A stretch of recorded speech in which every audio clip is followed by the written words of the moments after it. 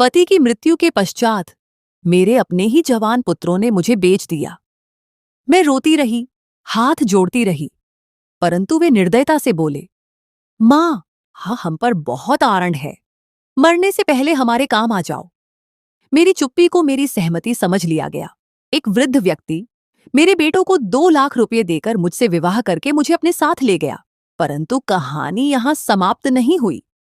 घर पहुंचते ही उस वृद्ध को तीव्र हृदयाघात पड़ा और वह वहीं मर गया।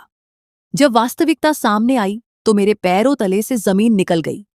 उसका कोई वारिस नहीं था और उसकी समस्त संपत्ति मेरे नाम हो चुकी थी। कुछ दिन पश्चात वही बेटे जो मुझे बेच चुके थे, मां मां कहते हुए प्रसन्नता से मेरे द्वार पर खड़े थे। परंतु उन्हें क्या झात था कि मैंने उससे पहले ही वृद्ध के भांजे के साथ एक ऐसा निर्णय ले लिया था जो उनके जीवन को सदा के लिए बदलने वाला था। मैं पूरी तरह से स्तब्ध रह गई थी और अपनी नजरें सामने खदाहे अपने पति के भांजे आर्यन पर जमा रखी थीं। वह नजरें चुराए एक ऐसी बात कर चुका था जिसे सुनकर मेरे रोंगटे खदे हो गए थे। ऐसा संभव नहीं था। यह बात गलत थी। यह तो प्रत्यक्ष रूप से घोर अन्याय था। मेरे मस्तिष्क में विचारों का एक तूफान उठा हुआ था कि आखिर एक मनुष्य दूसरे मनुष्य के बारे में इतनी भयानक बात कैसे कर सकता है। बेशक मेरी आयु इतनी अधिक नहीं थी, मैं उस लौटेचके से विवाह कर सकती थी, लेकिन जो बात वह बोल रहा था उसे सुनकर मुझे विश्वास ही नहीं हो रहा था। मेरा हृदय जोर जोर से ढढ़क रहा था। मुझे अनुभव हो रहा था जैसे कमरे की दीवारें मुझ पर गिरने वाली हैं। मैंने कांपती हुई आवाज में कहा, ऐसा संभव नहीं है आर्यन, तुम्हें कोई बहुत बड़ी गलतफहमी हुई है। तुम जो कुछ कह रहे हो वह वास्तविकता नहीं हो सकती। मेरी आवाज में पीधा और इनकार की मिलीजुली स्थिति थी। उसने एक गहरी और गंभीर दृष्टि मेरे अस्तित्व पर डाली और अत्यंत ठहरे हुए लहजे में बोला, निश्चित रूप से मुझे गलतफहमी हो सकती है मामी जी। मनुष्य गलतियों का पुतला है, दृष्टि धोखा खा सकती है। लेकिन इस मोबाइल में उपस्थित ये डिजिटल प्रमाण गलत नहीं हो सकते। ये वह सच्चाई है जो आपको माननी पड़ेगी। ये कहते ही उसने अपना मोबाइल फोन मेरे हाथ में दे दिया था। जैसे जैसे मैं वह वीडियो क्लिप देखती रही, मेरे पैरों तले से जमीन निकलती गई। मेरे होश उड्डियाट गए थे। मेरी आंखों के सामने अंधेरा छाने लगा था। वह वीडियो नहीं था, बल्कि मेरी ममता की अर्थी थी जो मेरी अपनी आंखों के सामने निकल रही थी। अचानक आर्यन ने मेरे कंधे पर हाथ रखा। उसका स्पर्श मुझे होश में वापस लाया।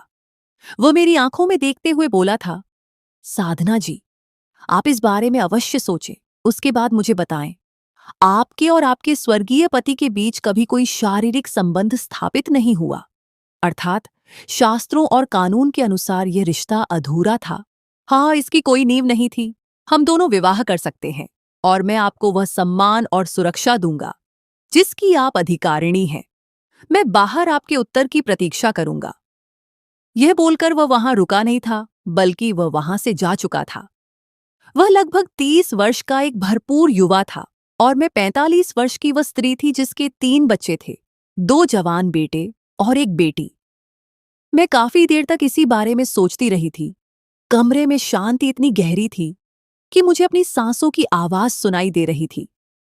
फिर मैं थक हार कर बिस्तर पर लेट गई थी। मेरी आंखों में आंसू आने लगे थे। तकिया आंसुओं से भीग रहा था।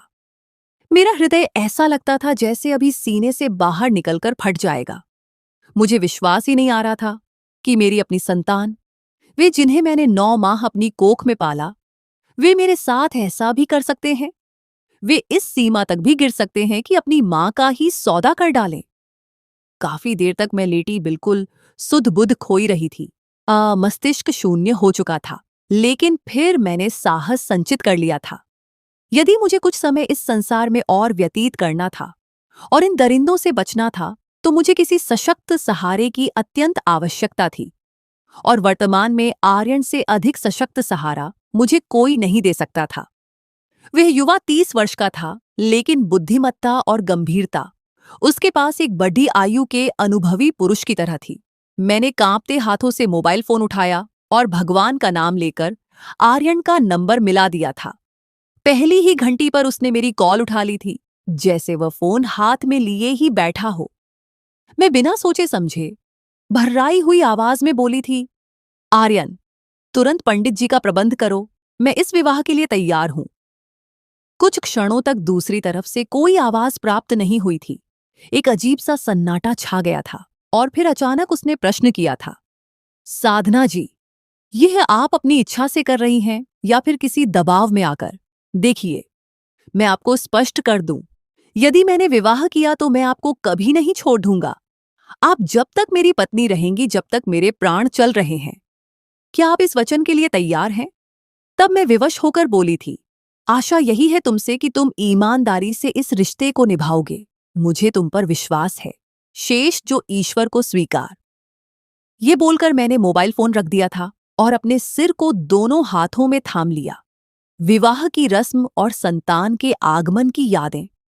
मेरी आंखों से आंसू बहना प्रारंभ हो गए थे। आंसू रुकने का नाम नहीं ले रहे थे। मेरा हृदय पत्थर हो रहा था।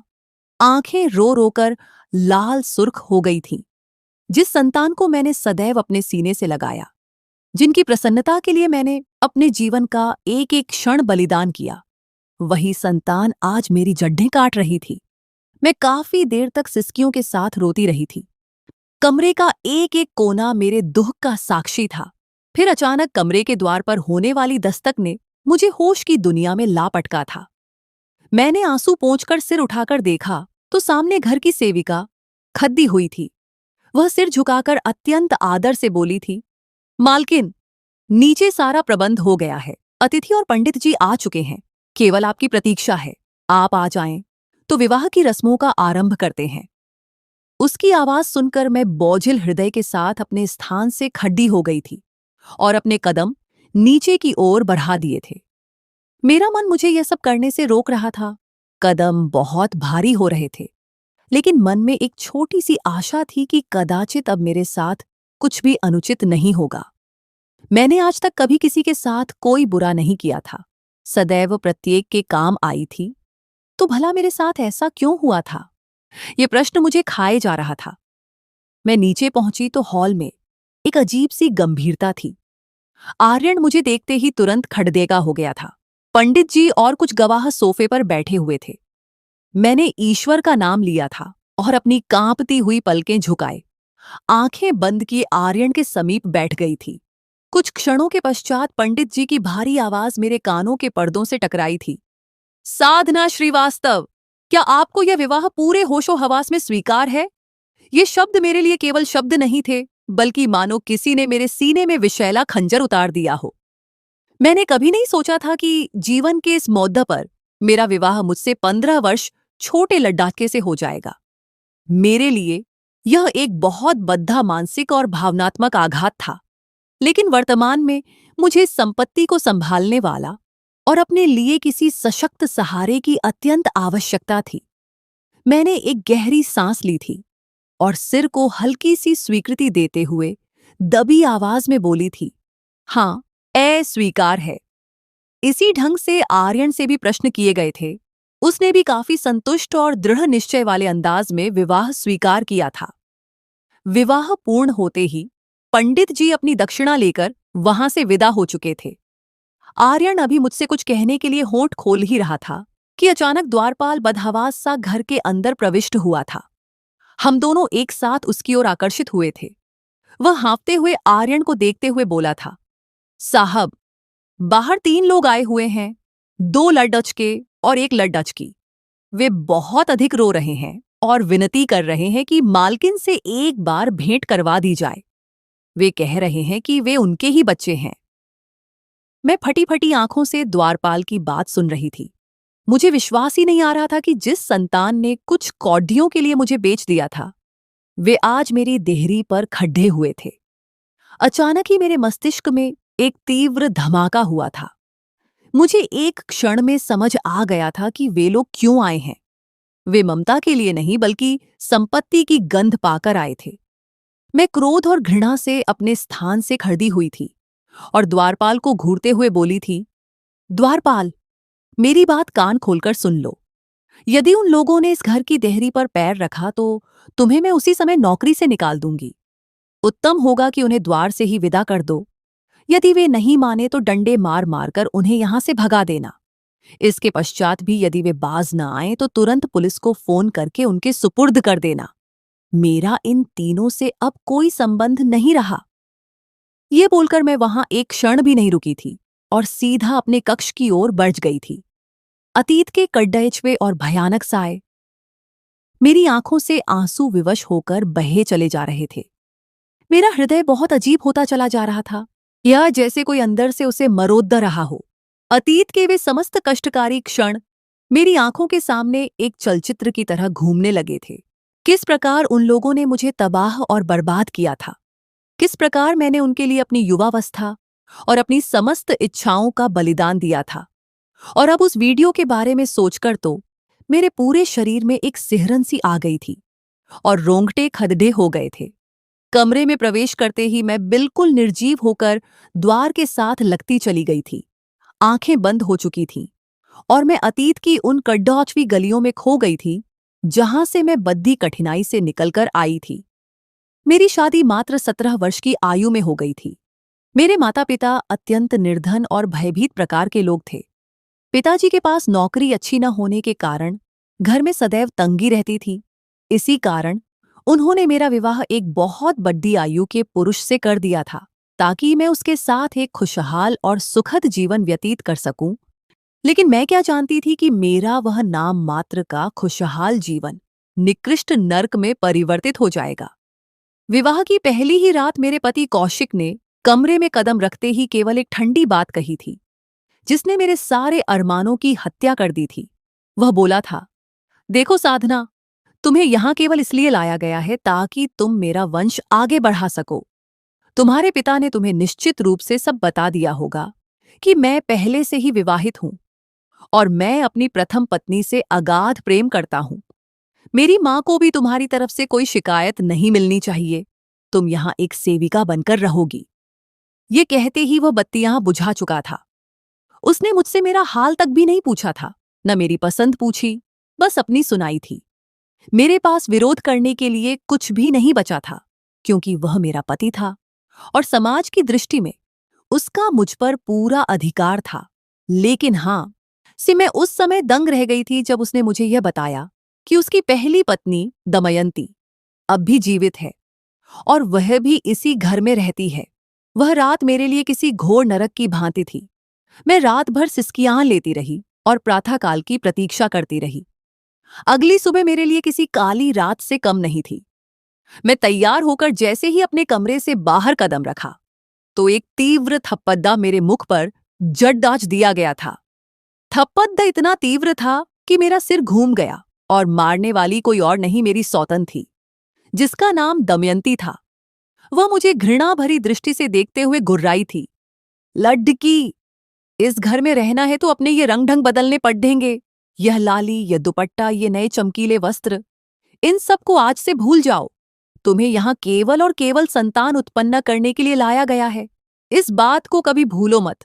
यदि तुमने भूलने का प्रयास किया तो मैं तुम्हें ऐसी हृदय विदारक सजा दूंगी कि तुम स्मरण रखोगी।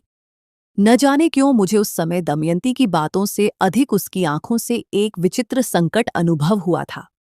ये सब बातें तो पारंपरिक थीं। प्रायः बड्ढे घरों में सौतनों के मध्य ऐसी समस्याएं होती ही रहती हैं।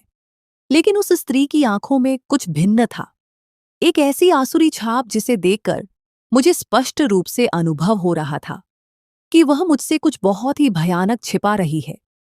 मेरा हृदय विवश होकर जोर से धड़का था। मुझे पूरे घर के वातावरण से एक विचित्र अधर्म और षड्यंत्र की दुर्गंध आ रही थी। कहने को ये एक बहुत ही धार्मिक और संस्कारी परिवार था। प्रत्येक स्थान पर मूर्तियां और सुगंध थी। लेकिन इसके पश्चात भी मुझे तीव्र व्याकुलता हो रही थी। व्याकुलता इतनी थी कि मैं उसे शब्दों में वर्णन ही नहीं कर सकती थी।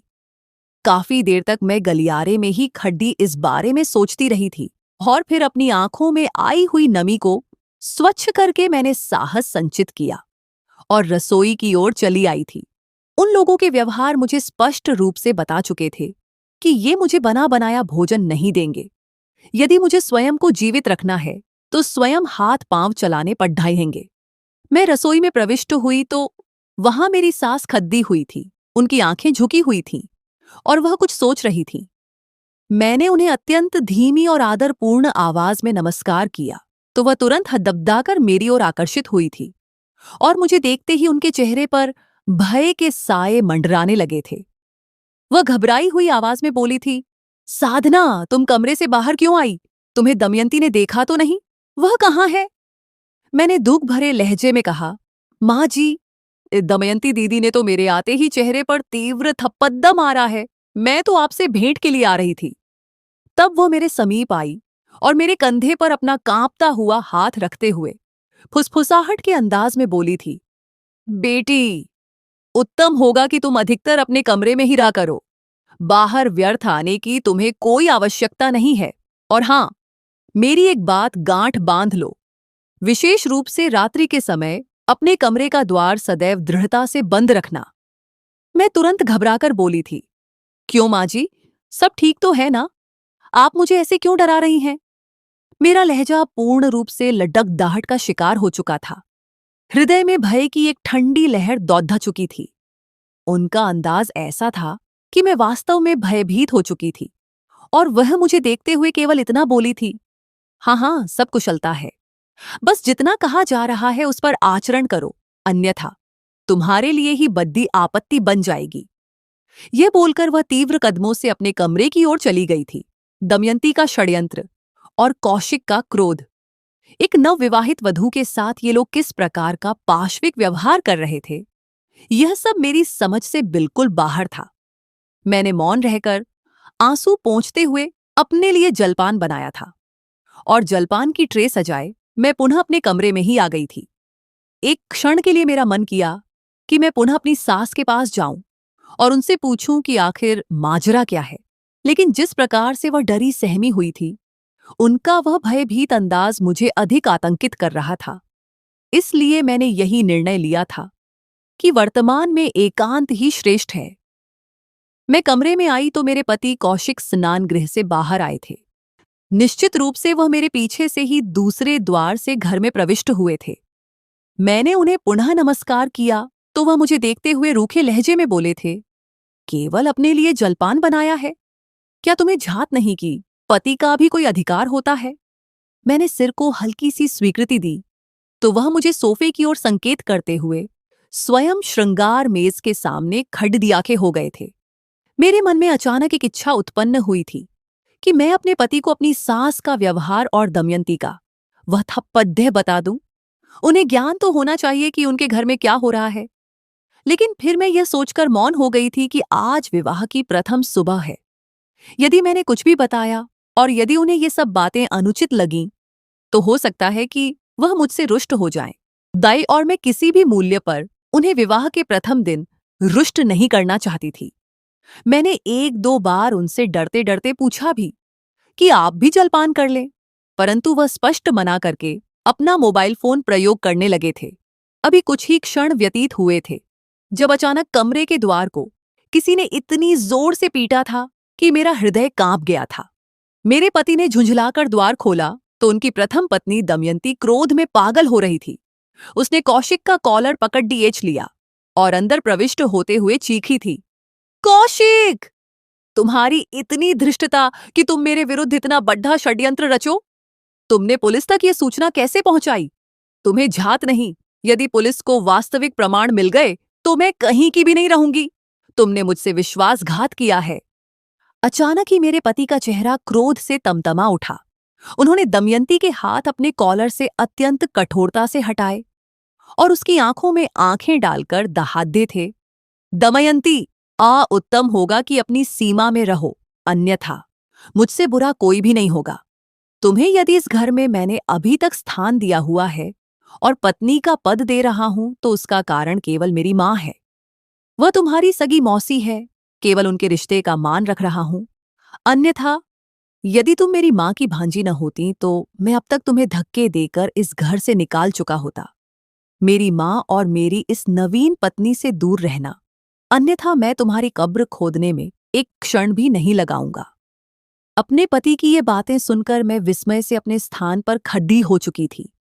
दमयंती ने एक विषैली दृष्टि मेरे अस्तित्व पर डाली थी, जैसे वह मुझे अपनी नजरों से ही भस्म कर देगी। और कौशिक को देखते हुए हंसी थी। कौशिक साहब, ये धमकियां और ये अंदाज आपको बहुत भारी पड़ेगा। आप कदाचित भूल चुके हैं कि दमयंती कौन है और वह क्या कर सकती है। ये बोलकर वह पैर पटकती हुई कमरे से बाहर चली गई थी। एक क्षण के लिए मेरे हृदय को विचित्र प्रसन्नता और शांति अनुभव हुई थी कि मेरी सौतन मेरे पति के सिर पर सवार नहीं है, बल्कि वह उसे जूते की नोक पर रखते हैं। मुझे लगा कि अब मुझे भयभीत रहने की आवश्यकता नहीं है, क्योंकि मेरा पति मेरे साथ है। अभी मैंने कुछ कहने के लिए होंठ खोले ही थे कि मेरे पति अचानक मेरी ओर मुद्दे और एक बार पुनः उसी कठोर लहजे में बोले, लड्डकी, तुम भी अपनी मर्यादा में रहना। कहीं तुम ये समझो कि मैंने अपनी प्रथम पत्नी के साथ ऐसा व्यवहार रखा है, तो मैं तुम्हारी बात को बहुत महत्व दूंगा। यदि उसने तुम्हारे विरुद्ध कुछ भी कहा या जरा सी भी शिकायत मुझे मिली, तो स्मरण रखना, मुझसे बुरा कोई नहीं होगा। वही मेरा प्रथम प्रेम है, मैं उसे छोड़ा नहीं सकता। यह बोलकर वे क्रोध में कमरे से चले गए थे, जबकि मेरी आंखों में अब पुनः आंसू आने लगे थे। अर्थात मेरे पति उन्हें संसार के सामने जताते नहीं थे, परंतु अंदर से उनसे अगाध प्रेम किया करते थे। मेरी हैसियत तो केवल एक सेविका की ही थी। वह भयानक रात और दरिंदों का आक्रमण। मैं काफी देर तक बिल्कुल मौन रहकर बिस्तर के कोने पर बैठी रह गई थी। मेरा हृदय बैठ रहा था। फिर मैं उठी और स्नान गृह चली गई। समय धीरे धीरे व्यतीत होता चला जा रहा था। पूरा दिन एक बोझिल शांति में बीत गया था। रात्रि होते ही न जाने मुझे क्यों पुनः वही विचित्र घबराहट होने लगी थी। हृदय किसी अनजाने भय से कांप रहा था। ऐसा लगता था कि जैसे कुछ बहुत ही बुरा होने वाला है। बार बार मेरे मस्तिष्क में वही सास की बातें घूम रही थीं कि द्वार बंद रखना। इस घर में शांति नाम की कोई वस्तु नहीं थी। बस एक विचित्र दम घोंटने वाली व्याकुलता थी। मैंने कई बार साहस किया कि अपने मोबाइल से अपनी मां को फोन करके कुछ देर उनसे बात कर सकूं, अपना दुख बांट सकूं। लेकिन फिर मैं यह सोचकर रुक गई थी कि आज विवाह का केवल दूसरा दिन है। न जाने मेरे ससुराल वाले क्या सोचेंगे कि लूडियच अभी से शिकायतें कर रही है। परंतु मैं नादान ये जानती ही नहीं थी कि मेरी यह भद्रता और यह मौन मेरे लिए कितना महंगा सिद्ध होने वाला है। काश कि मैं उस समय अपनी मां को फोन करके अपने ऊपर बीती गाथा सुना देती, तो कदाचित मैं सुरक्षित रहती। रात्रि के लगभग 12 बज रहे थे। मैं कमरे में अकेली बैठी हुई थी, क्योंकि कौशिक अभी तक वापस नहीं आए थे। अचानक कमरे का द्वार बिना किसी दस्तक के खुला। मैंने स्वाभाविक रूप से द्वार की ओर देखा तो मैं अपने स्थान पर जौडियाइच हो गई। मेरा श्वास कंठ में अटक गया। मैं विवश होकर अपने स्थान से खद्दी हुई, क्योंकि सामने मेरी सौतन दमयंती खद्दी थी। लेकिन वह अकेली नहीं थी। भाई, उसके साथ 2 विशालकाय और अत्यंत घिनौनी शक्ल वाले पराये पुरुष खद्दी हाये हुए थे, जिनकी आंखों में काम वासना और दरिंदगी स्पष्ट दिखाई दे रही थी।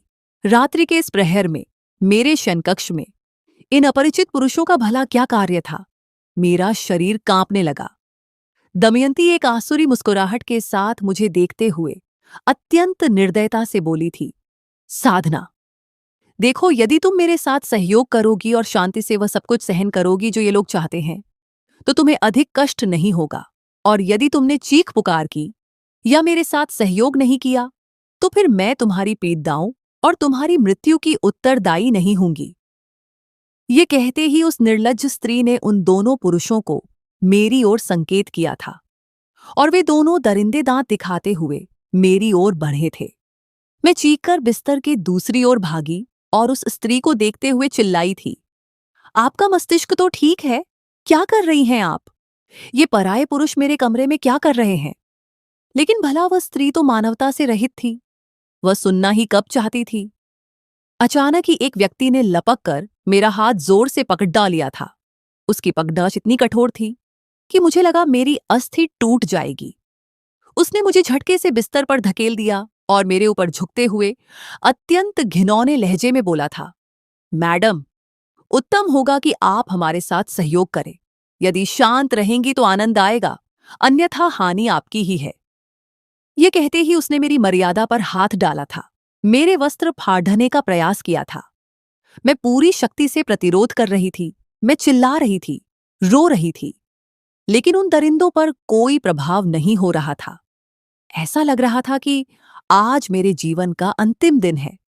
लेकिन संभवतः ईश्वर की विशेष कृपा थी या मेरी मां की प्रार्थनाएं। उसी क्षण कमरे का द्वार एक तीव्र धमाके से खुला था और मेरे पति कौशिक हाथ में एक लोहे की छड़ाछ लिए कमरे में प्रविष्ट हुए थे। उन्हें देखते ही ऐसा लगता था जैसे मेरे निर्जीव शरीर में किसी ने अचानक प्राण फूंक दिए हों। अंदर आते ही कुछ क्षणों के लिए वह दृश्य देखकर कौशिक भी झड्डी एच रह गए थे। उनका चेहरा क्रोध से काला पड्डी एच गया था। फिर अचानक उन्होंने एक दहाड़ मारी और अपनी प्रथम पत्नी दमयंती की ओर झपटे। उसके केशों को मुट्ठी में जगदा और एक ऐसा तीव्र थप्पड़ उसके मुख पर झड्डा कि वह भूमि पर जा गिरी। फिर वह उन दोनों पुरुषों की ओर मुद्दे और छड्डा लहराते हुए संबोधित करके बोले थे, कुत्ते के बच्चों, एक क्षण से पूर्व मेरे कमरे से निकल जाओ, अन्यथा अभी के अभी तुम दोनों की लाशें यहां से निकलेंगी और मैं तुम्हें जेल भिजवाकर सढ़वा दूंगा। मेरे पति की वह सिंह जैसी दहाड़ती हुई आवाज सुनकर वे दोनों दरिंदे एक क्षण के लिए भी नहीं ठहरे थे और जिस प्रकार आए थे उसी प्रकार भागने वाले अंदाज में वहां से पलायन कर गए थे। मेरी आंखों में आंसू नहीं रुक रहे थे, मेरा पूरा शरीर कांप रहा था। मैं फटी फटी नजरों से उस स्त्री को देखे चली जा रही थी जो अब भी भूमि पर बैठी हमें घृणा से देख रही थी। मैं सोच रही थी कि कोई स्त्री दूसरी स्त्री के साथ ऐसा घिनौना कृत्य कैसे करवा सकती है। मुझे खेद हो रहा था कि मैं किस नर्क में फंस चुकी हूं। लेकिन अगले ही क्षण अपने पति की प्रतिक्रिया देखकर मैं दंग रह गई थी। उन्होंने बिना सोचे समझे उसी समय भारी आवाज में उस स्त्री का त्याग कर दिया था और उसे केशों से पगढ़ाकर घसीटते हुए द्वार की ओर ले गए और बोले थे, दमयंती, मुझे अब किसी भी प्रकार का संबंध तुमसे रखना ही नहीं है। तुम एक अपवित्र स्त्री हो। उत्तम होगा कि तुम अभी के अभी इस घर से निकल जाओ। आज तुमने सारी सीमाएं पार कर दी हैं। तुमने मेरी प्रतिष्ठा पर हाथ डालने का प्रयास किया है। मैं तुम्हें कभी क्षमा नहीं करूंगा। वह स्त्री बाहर जाते हुए मुझे कोसने लगी थी, मुझे श्राप देने लगी थी कि तुम कभी सुख नहीं पाओगी। लेकिन मेरे पति ने एक न सुनी और उसे धक्का देकर बाहर निकाल दिया। भयानक रहस्योद्घाटन और खुशियों की छाया। जब कमरे में शांति छाई तो मैं फर्श पर बैठकर फूट फूट कर रोने लगी। कौशिक मेरे समीप आए। उन्होंने मेरे सिर पर हाथ रखा और मुझे ढांढस बंधाया। मैंने जब उनसे समस्त मामले का विवरण मांगा कि आखिर यह सब क्या था, तो जो बात उन्होंने मुझे बताई वह सुनकर मेरे पैरों तले से जमीन निकल गई थी। कौशिक का कहना था, साधना, मुझे क्षमा कर दो। मैंने तुम्हें बहुत गलत समझा। मेरी यह प्रथम पत्नी दमयंती कोई साधारण स्त्री नहीं है, बल्कि यह एक ऐसे अंतर्राष्ट्रीय गिरोह में सम्मिलित है जो मानव अंगों जैसे गुर्दे, हृदय और आंखें निकालकर आगे काले बाजार में बेचते हैं। तुम्हारे साथ यह अनुचित कार्य करवाकर यह मुझ पर सिद्ध कर देना चाहती थी कि तुम एक चरित्रहीन स्त्री हो, ताकि मैं तुम्हें निकाल दूं और यह अपना व्यवसाय इस घर से निरंतर रख सके। लेकिन कदाचित विधाता को कुछ और ही स्वीकार था। उन्होंने आगे बताया कि जैसे ही ये दोनों पुरुष घर में प्रविष्ट हुए थे, मेरी मां ने, जो कि दमयंती के कुकृत्यों से परिचित थीं, मुझे तुरंत फोन पर सूचना दे दी थी और मैं सब कार्य छोड़कर भागा आया। साधना, मुझे क्षमा करना। मैंने तुम्हारे साथ बहुत अनुचित और रूखा व्यवहार रखा। मैं अब तुम्हें वे समस्त खुशियां दूंगा जिसकी तुम अधिकारिणी हो। मैं मौन हो गई थी। मेरे पास कहने को कुछ नहीं था। समय की गति न कभी रुकी है और न कभी रुकती है। धीरे धीरे परिस्थितियां बदलने लगीं। 1 वर्ष के पश्चात ही भगवान ने मेरी सुनी और मुझे 2 जुड़वां सुंदर पुत्रों से नवाजा था। उस दिन मुझे ऐसा लगता था जैसे मैं भूमि पर नहीं, बल्कि आकाश की ऊंचाइयों पर उड्डीएच रही हूं। मेरे पति कौशिक अब बदल चुके थे। वह मुझे अब पहले से कहीं अधिक प्रेम और सम्मान देते थे। लेकिन फिर वे क्षण आए जब हमारी हंसती बसती दुनिया पुनः अंधकारों में डूब गई थी। दमयंती, जो जेल से जमानत पर बाहर आ चुकी थी, उसने प्रतिशोध लेने के लिए मेरे दोनों मासूम बच्चों का अपहरण कर लिया था। उसने कौशिक को फोन करके धमकी दी थी कि यदि तुम चाहते हो तुम्हारे बच्चे जीवित रहें, तो तुम्हें साधना का त्याग करना होगा और संपत्ति मेरे नाम करनी होगी। उसके पश्चात ही मैं तुम्हारे बच्चे तुम्हारे सुपुर्द करूंगी। लेकिन मेरे पति बहुत बुद्धिमान और साहसी मनुष्य थे। उन्होंने इतनी सरलता से हार नहीं मानी।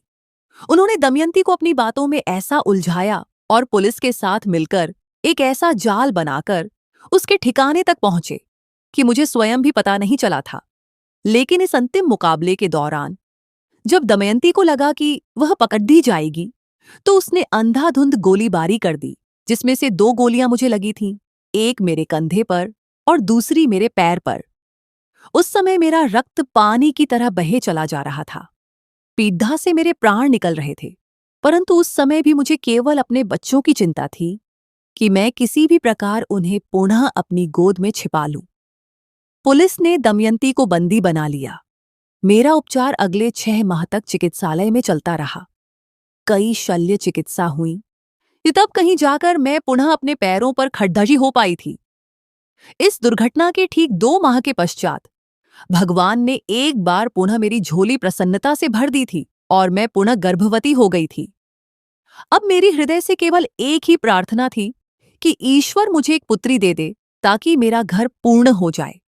मेरी वह प्रार्थना स्वीकार हो गई थी और 9 माह के पश्चात मेरे घर में एक प्रिय सी नन्ही परी, मेरी पुत्री ने जन्म लिया था। निर्धनता का काल और पुत्रों की बेवफाई। हमारा जीवन अब पूर्ण हो गया था। सुख और शांति आ चुकी थी, लेकिन कदाचित मेरे भाग्य में सुख अधिक देर तक लिखा ही नहीं था। मेरे पुत्र जैसे ही 5 वर्ष के हुए, मेरे पति कौशिक अचानक एक दुर्घटना में इस संसार से सदैव के लिए विदा हो गए थे।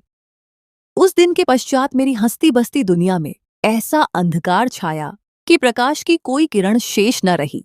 कौशिक के जाने के पश्चात संपत्ति की समस्याएं और संबंधियों की बेवफाई ने मुझे सड़क पर ला खदाहा किया। मैंने अपनी संतान को पालने के लिए वे समस्त कार्य किए जो मैंने कभी स्वप्न में भी नहीं सोचे थे। लोगों के घरों में जाकर झूठे बर्तन मांजना, तपती धूप में फुटपाथ पर बैठकर गुब्बारे बेचना और संध्या के समय जब घर में आटा समाप्त हो जाता तो अपने इन छोटे छोटे मासूम बच्चों को लेकर मंदिरों के बाहर लोगों से भिक्षा मांगना, यही अब मेरे जीवन का कड़वा सच बन चुका था। मेरे पति का चले जाना मुझे शारीरिक और आध्यात्मिक रूप से पूर्णतः तोड़ चुका था। इसी दौरान मेरे माता पिता का भी देहांत हो गया। अब मैं उनकी देहरी पर भी नहीं जा सकती थी, क्योंकि मेरे भाई बहन अब अपनी अपनी समृद्ध जीवन शैली में मग्न थे। भला वे एक विधवा और उसके 3 अनाथ बच्चों की सहायता क्यों करते? समय पंख लगाकर उड़ीडीएच चुका था। मैंने 15 वर्षों तक बहुत कठिनाइयों को झेलकर, पेट पर पत्थर बांधकर अपने बच्चों को बड्ढा किया था। मैं चाहती थी कि अपने ज्येष्ठ पुत्र का विवाह धूमधाम से करूं, लेकिन मेरे हाथ में उतनी धनराशि ही नहीं थी कि मैं एक समय की रोटी भी शांति से खिला सकूं। यदि किसी से आरण भी लेती तो उसे लौटाती कैसे? अब मेरे दोनों पुत्र 25 वर्ष के हो चुके थे और किसी न किसी प्रकार छोटी मोटी नौकरी करने लगे थे, जिससे घर की स्थिति कुछ श्रेष्ठ तो हुई थी, लेकिन हम अभी तक आर्थिक रूप से सशक्त नहीं हुए थे। ईश्वर का लाख लाख धन्यवाद था कि मेरे पति का पुराना टूटा फूटा घर हमारे पास था, अन्यथा न जाने हम कहाँ ठोकरें खा रहे होते। एक दिन मैं थकी हारी एक समृद्ध घर की स्वच्छता करके वापस आई तो मेरे घर का दृश्य बदला हुआ था। घर में एक विचित्र ही वातावरण था। कुछ नवीन लोग जो सेवक लग रहे थे वहां खड़े हुए थे और उन सबके मध्य एक अत्यंत वयोवृद्ध लेकिन बहुत धनवान दिखने वाला व्यक्ति बैठा हुआ था, जो मेरे बच्चों से बहुत अधिक मुस्कुराकर बातें कर रहा था। मैं बहुत विस्मित और व्याकुल हुई थी कि आखिर ये माजरा क्या है। तब अचानक मेरी पुत्री मुझे देखते ही खद्दी हो गई थी और मेरा हाथ थामकर घबराए हुए अंदाज में मुझे अंदर कमरे में ले गई थी। उसके पीछे पीछे ही मेरे दोनों पुत्र भी क्रोध और शीघ्रता में चले आए थे। मैं उनको कुछ भी कहती, उससे पूर्व ही मेरा ज्येष्ठ पुत्र, जिसकी आंखों में अब ममता के लिए कोई स्थान नहीं था, अत्यंत निर्दयता से बोला था, मां, मैंने आपका विवाह इस सामने बैठे हुए व्यक्ति के साथ निश्चित कर दिया है। देखिए मां, बदले में यह हमें बहुत कुछ दे रहा है, इतनी राशि दे रहा है कि हमारी 7 पीढ़ियां बैठकर खाएंगी। आप तो भली भांति जानती हैं कि हमारी स्थिति कितनी दयनीय है। आज मेरे विवाह के लिए आप चिंतित हो रही हैं, कल इस पुत्री के विवाह के लिए भी आपको लोगों के सामने हाथ फैलाने पड़ेंगे। तब आपका साथ भला कौन देगा? उत्तम होगा कि आप इस धनवान व्यक्ति से विवाह कर लें, ताकि आपका जीवन भी महलों में व्यतीत हो और हमारा जीवन भी संवर जाए। मैं यह सुनकर सुन्न रह गई। मेरा मस्तिष्क घूम गया। मैं क्रोध से चिल्ला उठी थी। तुम्हारा मस्तिष्क खराब हो गया है क्या? तुम अपनी मां का सौदा कर रहे हो? यदि तुम अपनी भलाई चाहते हो तो ये बात अब पुनः अपनी जिह्वा पर न लाना, अन्यथा मैं तुम्हारा वह हश्र करूंगी जिसकी तुम्हें आशा भी नहीं होगी। अचानक मेरे दूसरे पुत्र ने, जिसे मैंने अपने प्राणों से अधिक प्रेम किया था, मेरा हाथ अत्यंत कठोरता से थामकर मेरा मुख अपनी ओर किया था और मेरी आंखों में आंखें डालकर गुर्राते हुए बोला था, शांति से इस विवाह के लिए हां कर दें मां, और अन्यथा आपके साथ हम वह कर जाएंगे जिसके बारे में आपने कभी अपने डरावने स्वप्नों में भी नहीं सोचा होगा। या तो इस घर में आप रहेंगी या फिर मैं। हमने आपका सौदा कर दिया है। ये व्यक्ति विवाह के बदले हमें पूरे 50 लाख रुपये नकद दे रहा है, जिसके पश्चात हम अपना बड़ा व्यवसाय आरंभ कर सकते हैं। छोटी का विवाह किसी बद्धे घर में कर सकते हैं। हमारा पूरा जीवन बदल जाएगा। भगवान के लिए हमारी स्थिति पर दया करे। माताएं तो अपनी संतान के लिए बद्धे बड्ढे समझौते करती हैं। क्या आप हमारे लिए इतना नहीं कर सकती? उन लोगों ने मुझे स्पष्ट हरी झंडी दिखा दी थी कि अब वे मुझे एक मां के रूप में नहीं बल्कि एक सौदा के रूप में देख रहे हैं। मैंने देखा कि उनकी आंखों में मेरे लिए अब कोई आदर शेष नहीं रहा था। काफी भावनात्मक दबाव और प्राणों के भय के पश्चात मैंने टूटे हुए हृदय के साथ उस वृद्ध पुरुष से विवाह का निर्णय ले लिया था। द्वितीय विवाह और आर्यन का आना, विवाह की संक्षिप्त रस्म हुई और मेरी विदाई हो गई थी। मेरा विचार कभी ऐसा नहीं था, परंतु मैं अपनी ही सगी संतान के सामने विवश हो चुकी थी। उस धनवान व्यक्ति के घर आने के पश्चात उन्होंने मुझे बहुत अधिक सम्मान दिया था, जिसकी मुझे प्रत्याशा नहीं थी। एक दिन उन्होंने हॉल में बिठाकर अचानक एक दस्तावेजों की फाइल मेरी ओर बढ़ाई थी और मेरी आंखों में देखते हुए अत्यंत वात्सल्य से बोले थे, साधना, मेरा इस संसार में कोई भी नहीं है, न बच्चे हैं न कोई निकट संबंधी। बस एक बहन है जो कभी कभार मिलने आ जाती है। उसके पास भी बहुत धन दौलत है। उसे मेरी किसी वस्तु से कोई प्रयोजन नहीं है। मैंने अपने जीवन भर की समस्त संपत्ति और व्यवसाय तुम्हारे नाम कर दिया है। मुझे नहीं झात कि मेरे गिरते हुए स्वास्थ्य के साथ मैं कब तक जीवित रह पाऊंगा। इसलिए मैं चाहता हूं कि मेरे पश्चात तुम ही इस सब की स्वामिनी बनो, ताकि तुम्हारा शेष जीवन सुरक्षित रहे और तुम्हें किसी के आगे हाथ न फैलाना पड़े। उन्होंने मुझसे कानूनी कागजों पर 2 स्थानों पर हस्ताक्षर लिए थे और फिर मेरे मस्तक पर एक प्रेम भरा आशीर्वाद दिया था। मैं डबडबाई आंखों से उन्हें देखे चली जा रही थी कि एक मनुष्य इतना श्रेष्ठ कैसे हो सकता है। मगर नियति का खेल देखिए। उसी क्षण उन्हें सीने में तीव्र पीड़ा हुई और उन्हें एक तीव्र हृदयाघात हो गया था। सब कुछ इतनी तीव्रता से हुआ कि मुझे समझ ही नहीं आया। चिकित्सालय पहुंचने से पूर्व ही वे प्राण त्याग चुके थे। मैं एक बार पुनः विधवा हो गई थी, मगर अब मैं करुद्धों की स्वामिनी थी। जीवन अचानक बिल्कुल वीरान और रहस्यमयी हो गया था। उनका अंतिम संस्कार किए अभी 1 सप्ताह ही व्यतीत हुआ था कि आर्यन, जो उनका भांजा था, मेरे सामने आकर खद्दाछा हो गया और मुझसे विवाह का प्रस्ताव रख दिया। जब मैंने उसे घृणा से मना किया कि मैं एक वृद्ध स्त्री हूं और तुम युवा, तो उसने मेरी ओर वह मोबाइल बढ़ाया जिसने मेरा जीवन बदल दिया। उस वीडियो में मेरे 3 बच्चे एक नकाबपोश स्त्री के साथ बैठे थे, जो कोई और नहीं बल्कि वही दमयंती थी। वीडियो में स्पष्ट आवाज आ रही थी कि मेरा ज्येष्ठ पुत्र कह रहा है, दमयंती दीदी, हमारी मां की आयु अभी इतनी अधिक नहीं है, उसका शरीर अब भी स्वस्थ है। यदि आप उसका गुर्दा निकाल कर आगे बेचें तो आपको क्रोधों का लाभ हो सकता है। वह हमारे लिए अब किसी काम की नहीं है, बस संपत्ति के कागजों पर हस्ताक्षर लेने हैं। फिर आप उसे ले जाइएगा। उसका हृदय भी बिल्कुल ठीक है। उसे कभी कोई रोग नहीं हुआ। मेरे पैरों तले से जमीन निकल गई। मेरे अपने बच्चे धन के लोभ में दमयंती के साथ मिलकर मेरे प्राण लेने और मेरे अंगों को बेचने की योजना बना रहे थे। इसीलिए मैंने आर्यन से विवाह किया था क्योंकि आर्यन को अपनी मां के माध्यम से उनकी इस भयानक योजना का ज्ञान हो गया था और वह मुझे बचाना चाहता था। हृदय विदारक अंत और अंतिम पाठ। समय धीरे धीरे व्यतीत होता जा रहा था। आर्यन ने समस्त प्रमाण एकत्रित करके मेरे तीनों बच्चों और दमयंती के विरुद्ध पुलिस में प्राथमिकी दर्ज करवा दी थी। जब उसने मुझे यह बताया तो एक बार पुनः मेरी ममता जाग उठी। मेरा हृदय कांप उठा था।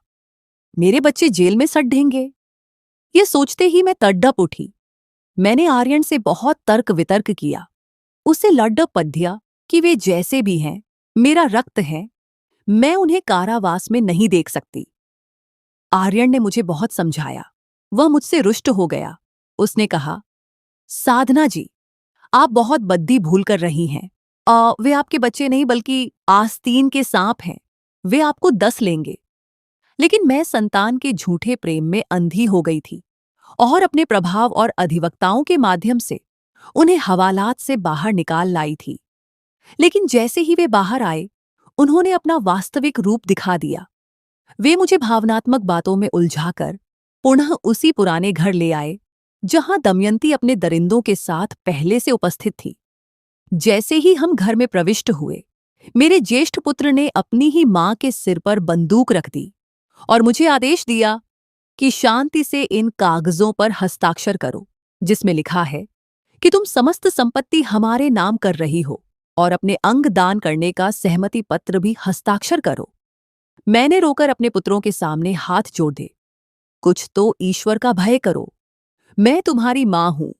मैंने तुम्हें अपना रक्त पिलाकर पाला है। मगर वे तीनों दानव बन चुके थे। दमयंती पीछे खद्दी ठाके लगा रही थी, मगर कदाचित इस बार भगवान को मेरी परीक्षा समाप्त करनी थी। उसी क्षण आर्यन, जो मेरा पीछा कर रहा था, पूरी पुलिस बल के साथ घर की दीवारें फांदकर अंदर प्रविष्ट हुआ। पुलिस ने उन सबको रंगे हाथों बंदी बना लिया। इस बार मैंने कोई कोमलता नहीं दिखाई। न्यायालय ने दमयंती को उसके पूर्व अपराधों और इस षड्यंत्र के आधार पर मृत्युदंड की सजा सुनाई और मेरे तीनों बच्चों को 10-10 वर्ष के सश्रम कारावास की सजा हुई। आज मैं आर्यन के साथ एक बहुत शांत और सम्मानित जीवन व्यतीत कर रही हूं। आर्यन ने सिद्ध किया कि रिश्ता रक्त का नहीं, संवेदना और निष्ठा का होता है। जीवन ने मुझे यह बहुत बड़ा पाठ दिया है कि कभी भी अपनों पर या परायों पर अंधा विश्वास नहीं करना चाहिए, क्योंकि कभी-कभी आपका अपना रक्त ही आपके वध का सौदा कर रहा होता है।